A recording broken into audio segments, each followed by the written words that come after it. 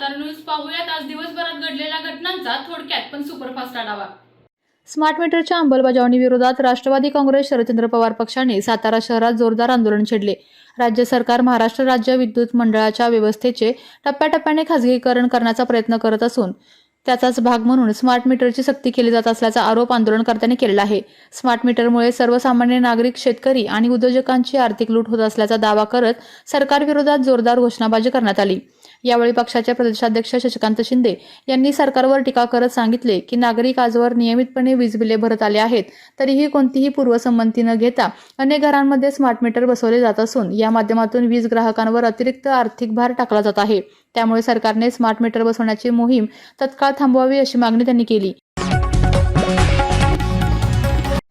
जिल्हा परिषदेची सर्वसाधारण सभा सुरू असताना रयत राज संघटनेच्या आरोग्य विभागातील भोंगळ कारभाराविरोधात सभागृहाबाहेर तीव्र ठिय्या आंदोलन केले आहे।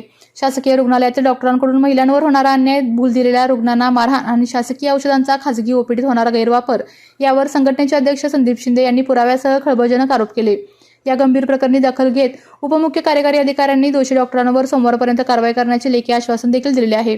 प्रशासनाच्या या सकारात्मक भूमिकेनंतर संघटनेने आपले आंदोलन तुर्तास मागे घेतले असून संपूर्ण जिल्ह्याचे लक्ष आता सोमवारच्या कारवाईकडे लागलेले आहे। मानगंगा नदीपात्र स्वच्छता करण्यासाठी ग्रामविकास मंत्री जयकुमार गोरे यांच्या पत्नी सोनिया गोरे यांनी स्वच्छतेचा शुभारंभ केला। पावसाळ्यापूर्वी नदीपात्र स्वच्छ केल्यानंतर पाण्याचा निचरा सोयीस्कर होऊन नदीपात्राची स्वच्छता देखील होणार आहे, त्यामुळे आरोग्याच्या समस्या निर्माण होणार नाहीत हे लक्षात घेऊन त्यांनी वडूज नदीपात्र स्वच्छ केल्यानंतर दहिवडीकडे आपला मोर्चा वळवलेला आहे। त्यांनी जलसंपदा विभाग व नगरपंचायत मुख्याधिकारी संदीप घारगे यांना सूचना दिल्या। कराडहून विट्याकडे रात्री उशिरा प्रवास करणाऱ्या चारचाकी गाडीने कृष्णा पुलावर अचानक पेट घेतल्याने गाडी जळून जागीच खाक झाली। गाडीला पुढे आग लागल्याचे लक्षात येताच गाडी चालकाने गाडी बाजूला घेऊन लगेच बाहेर पडल्याने कोणतीही जीवितहानी झाली नाही। आगीत गाडी पूर्णतः जळून खाक झाल्याने गाडीचे मोठे नुकसान झालेले आहे। या घटनेची माहिती मिळताच अग्निशामक दलाच्या गाडीने आग विझवली।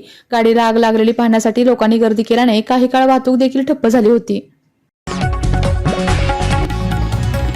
मौजे पुसेसावळी तालुका खटाव येथील अस्तित्वातील योजनेची सुधारात्मक पुनर्जोडणी करण्याकामी जलजीवन मिशन अंतर्गत सुमारे 2 कोटी निधी मंजूर झाला। त्या कामाची प्रशासकीय मान्यता 29/11/2022 रोजी मिळाली असून योजना पूर्ण होण्याचा दिनांक 2/8/2024 असताना देखील ठेकेदाराने सुमारे 80 लाखाची बिले काढून घेतली असली तरी योजना मात्र अपूर्णच। पुसेसावळी शहरात 10 दिवसातून एकदा पाणी तेही अल्प प्रमाणात सुरू असल्याने नागरिकांना पाण्यासाठी भटकंती करावी लागत आहे। यासोबतच या योजनेत संगमताने भ्रष्टाचार झाल्याची चर्चा परिसरात सुरू आहे।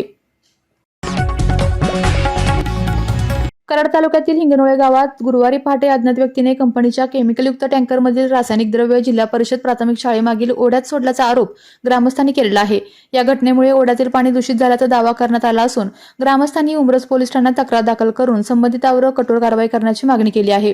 ग्रामस्थांच्या म्हणण्यानुसार पहाटे सुमारे 5 ते 6 वाजण्याच्या दरम्यान ही घटना घडली असून केमिकलयुक्त द्रव्य ओढ्यात सोडल्यानंतर पाण्याचा रंग बदलला असून परिसरात तीव्र दुर्गंधी पसरल्याचे सांगितले आहे।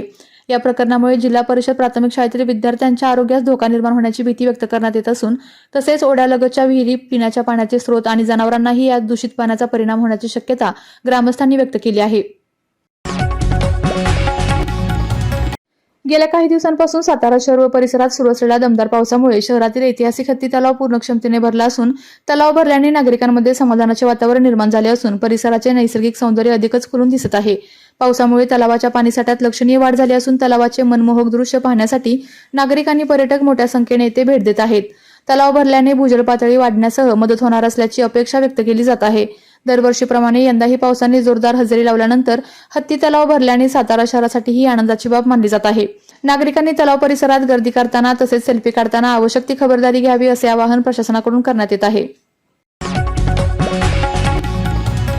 राष्ट्रीय महामार्ग क्रमांक 48 अंतर्गत शेंद्रे ते खंडाळा दरम्यान झालेल्या रस्त्याच्या निकृष्ट कामावरून आता रणकंदन माजण्याची शक्यता निर्माण झालेली आहे। या स्ट्रेचमधील किमी 72.500 ते 72.800 दरम्यान MD infra India private limited या कंपनीने अत्यंत चुकीच्या आणि निकृष्ट दर्जाचे काम केले असून संबंधित दोषी कंपनीला तत्काळ ब्लॅकलिस्टमध्ये टाकावे, अन्यथा आनेवाडी टोलनाक्यावर बेमुदत रस्ता रोको आंदोलन छेडण्यात येईल असा आक्रमक इशारा भूमिपुत्र संघटनेचे महाराष्ट्र राज्य अध्यक्ष प्रवीण पी बाबर यांनी राष्ट्रीय महामार्ग प्राधिकरणाला दिला आहे। या संदर्भात पुणे PIUचे संचालक सचिन गौतम यांना संघटनेच्या वतीने जाहीर इशाराचे पत्र देखील पाठवण्यात आले आहे। दारूच्या नशेत घरात डोकावल्याच्या कारणातून पाचगणीजवळ भोसे तालुका महाबळेश्वर येथे एका भिगवणच्या पर्यटकाचा खून केल्याची धक्कादायक घटना घडलेली आहे. मुलीने फोन केल्यानंतर तिचे वडील व साथीदारांनी दारूच्या नशेतच युवकाला चिखलात तुडून लाकडी दांडके व दाताबुक्क्यांनी मारहाण केली. यामध्ये पर्यटक युवकाचा मृत्यू झाला असून या घटनेमुळे महाबळेश्वर तालुक्यात खळबळ उडाली असून या प्रकरणी पाचगणी पोलिसांनी मारहाण करणाऱ्या संशयितांना अटक केलेली आहे. अक्षय रमेश जाधव वय 25 राहणार भिगवण तालुका इंदापूर जिल्हा पुणे असे खून झालेल्या पर्यटक युवकाचे नाव असून सूर्यकांत चंद्रकांत गोळे राहणार भोसे तालुका महाबळेश्वर, अविनाश सतीश भोसले राहणार बावधन तालुका वाई, राहुल जनार्दन राजपुरे राहणार कन्नूर तालुका वाई आणि अमोल गोनेदेव वाडकर राहणार चिखली तालुका वाई अशी अटक केलेल्यांची नावे आहेत. वाटर पोलीस ठाण्याच्या पथकाने शेतीपंपाच्या तांब्याच्या केबल चोरी करणाऱ्या 2 चोरट्यांना अटक करून 3 गुन्ह्यांची कबुली केली आहे. आरोपींकडून 6 शेतकऱ्यांच्या सुमारे 83,000 रुपये किमतीच्या 960 फूट तांब्याच्या केबल जप्त करण्यात आल्या असून या कारवाईमुळे परिसरातील शेतकऱ्यांमध्ये समाधान व्यक्त होत आहे. देऊर तालुका कोरेगाव येथील माळवी शिवारात अजित धनसिंग कदम यांच्या विहिरीवरील सुमारे 70 फूट तांब्याची केबल चोरी करताना 2 आरोपींना 2 जुलै रोजी दुपारी ग्राम सुरक्षा दलाचे सदस्य पोलीस पाटील आणि वाटर पोलिसांनी संयुक्त कारवाईत रंगेहात पकडले होते. त्यानंतर करण्यात आलेल्या सखोल चौकशीत आरोपींनी देऊर व तळीये परिसरातील धरणालगत तसेच विहिरीवरील पाणी उपसा पंपाच्या तांब्याच्या केबल चोरी केल्याची कबुली केली. या तपासातून वाटर पोलीस ठाण्यातील एकूण 3 गुन्हे उघडकीस आले असून 6 शेतकऱ्यांच्या एकूण 83,000 रुपये किमतीच्या सुमारे 960 फूट तांब्याच्या केबल जप्त करण्यात आलेल्या आहेत. महाबळेश्वर तालुक्यातील वेळापूर गावात शेतकऱ्यांच्या विजेच्या केबलची चोरी झाल्याची घटना समोर आली असून या प्रकारामुळे परिसरातील शेतकऱ्यांमध्ये भीतीचे वातावरण निर्माण झालेले आहे. विशेष म्हणजे कोयना, सोळशी आणि कांदाटी या तिन्ही खोऱ्यात नदीकाठावरील शेतांमध्ये लाखो रुपयांच्या विद्युत केबल्स आणि मोटारी बसवण्यात आल्या असून त्यामुळे अशा चोऱ्यांचे प्रकार रोखण्यासाठी शेतकरी आणि ग्रामस्थांनी अधिक सतर्क राहण्याचे आवाहन करण्यात येत आहे. संशयास्पद हालचाली आढळल्यास तत्काळ पोलिसांना माहिती देण्याचे आवाहनही स्थानिकांकडून करण्यात आलेले आहे. अशा चोरांना आळा घालण्यासाठी गाव पातळीवर सामूहिक दक्षता आणि रात्रीची गस्त आवश्यक असल्याची मागणीही होत आहे.